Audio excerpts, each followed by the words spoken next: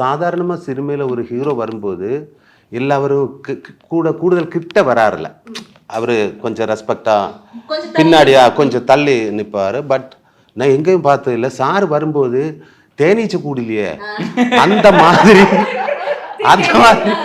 எல்லாரும் சாருக்கிட்ட வருன்னா இது என்னடா இது வரும். அவர்கிட்ட ஒவ்வொரு பேர் எடுத்து பேசும். அது எனக்கு புதுசு.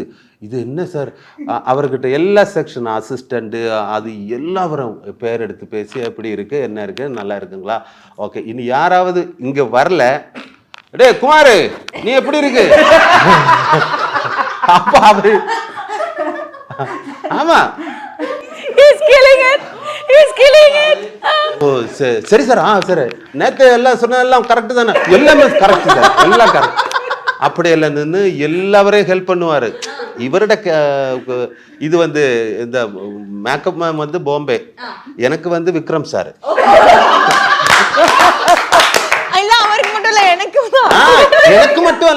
எனக்கு மட்டும் அல்ல ஒவ்வொரு பேருக்கும் சார் ஃப்ரீயே நிற்கவே இல்லை.